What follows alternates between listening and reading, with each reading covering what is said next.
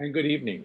This is the Elliott Wave update for the S&P 500 for Thursday, January the 20th, 2022. My apologies for the delay in getting this update posted.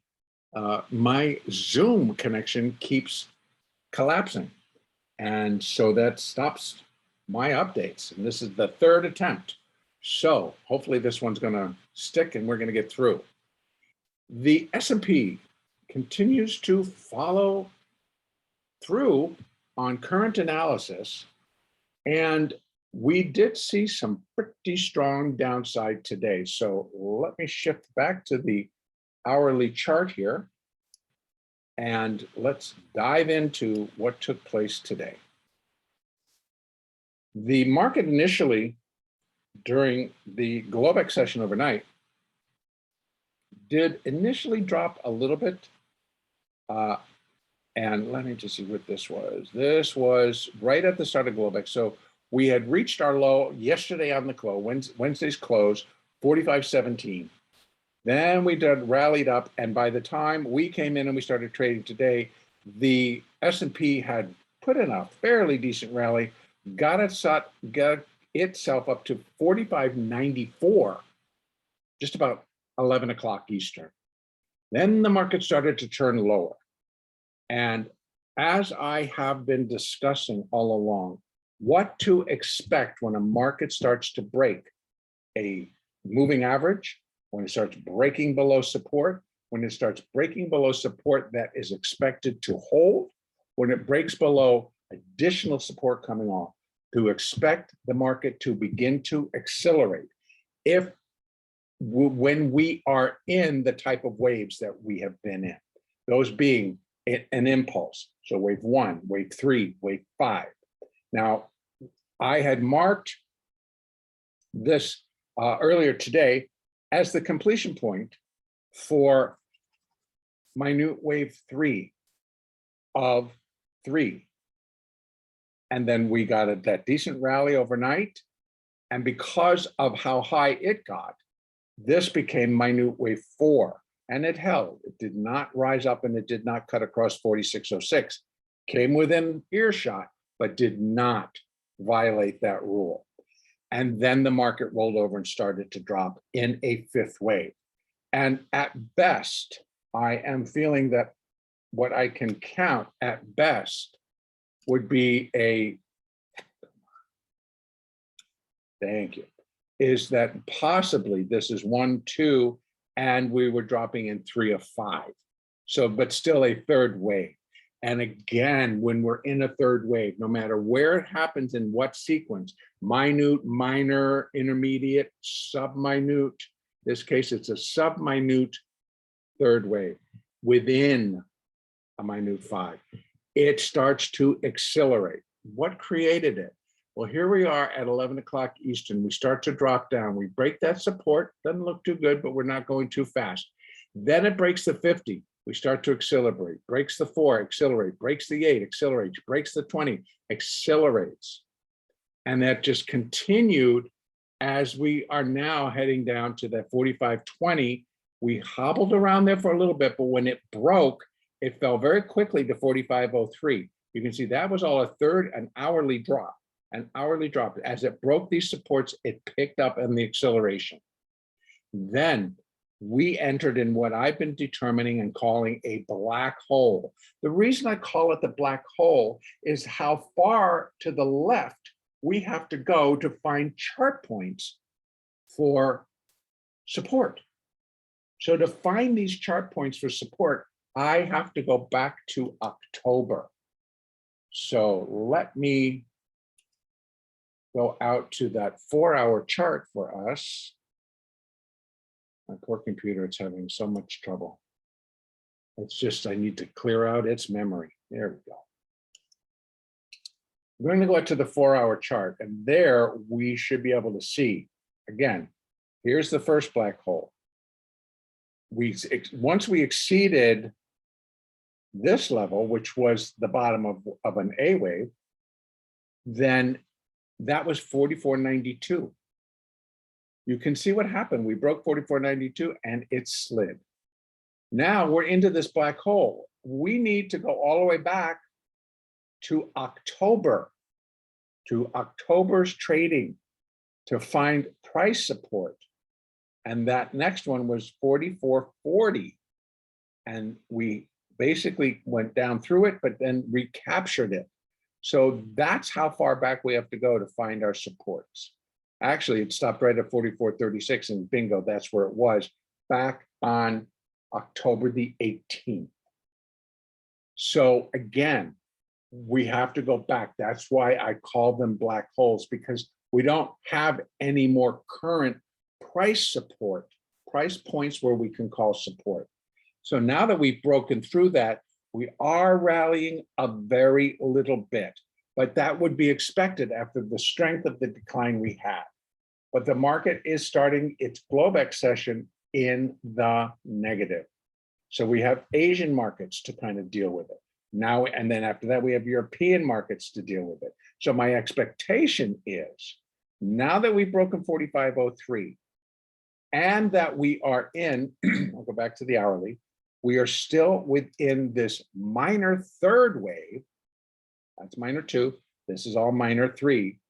We have 5 waves of minute degree to complete. We have 1, 2, 3, 4, in my estimation, that are done.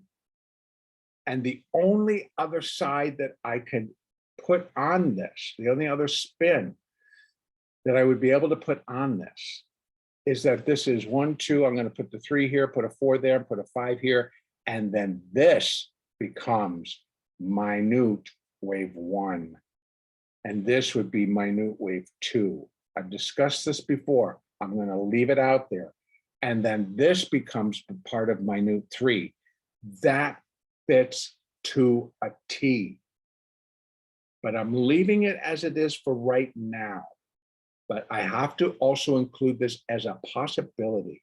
The S&P could pick up steam and just really begin to drop again.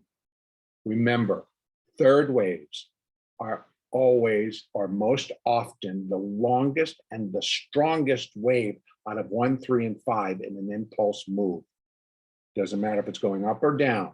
It's most often the longest and the strongest. This being the third, within the third, it fits. We did have some acceleration. It all kind of just peaked out. That's why I'm going to leave it there. The fifth, still within that minor third, is filling in that gap of that acceleration, that nonstop acceleration. And basically from here, folks, this is 11 o'clock. We had 2 hours. We had 2 hours of down. Actually longer than 2 hours. We had 12, 1, 2, 3, 4. We had 4 hours of downside, 5 hours, excuse me, of strong downside before the market closed and had a chance to take a breath. What can we expect for tomorrow? Rebounds should be shallow. The market's going to have some trouble. What's helping to fuel this after hours? We had Netflix report. Netflix closed at $508. They either missed or their forward guidance is totally out of whack. Stock's down $100. That's just the start. And it's not moving off that level. They're not jumping in to start buying this back up. They're now going to try to figure out if that's fair value. That's what I think is going on. So again, once we again start to break down and we break below 44.47, or actually just we'll call it the low, which is 44.37, 38, then it's not much left before we get to 44.12. A break below 44.12 puts us back in that black hole. We're going to have to go all the way back to October to find price support, price points that could be considered support. So our next support really doesn't come in until 43.47, and the zone actually takes us down to 43.36. So it's about a 21 point zone right there. Now, as I've said most often, that on a Fibonacci basis, that the 100% would just be where wave 3 would be equal in length to wave 1, an acceptable stopping point, and it would have been acceptable had it finished itself there. But the minor third wave is continuing. So the next Fibonacci relationship is for it to come down to 1.618 times the length of wave 1. 1.382, it's in there, but I don't think it's going to keep it afloat. I think it comes down to 43.57, which is going to suggest that possibly within 2 days, we're breaking the 45 handle, we're breaking the 44 handle, and we're going to end up within the 43 handle. That's the strength of a third wave of when we start to break support. There just doesn't happen to be any additional. Now, what's below all this? 42.66, 41.76. Those are pretty big numbers. Can a third wave do that? It can. It can. I've not seen it in a while, but it can. So right now for tomorrow, here's what I'm going to look for.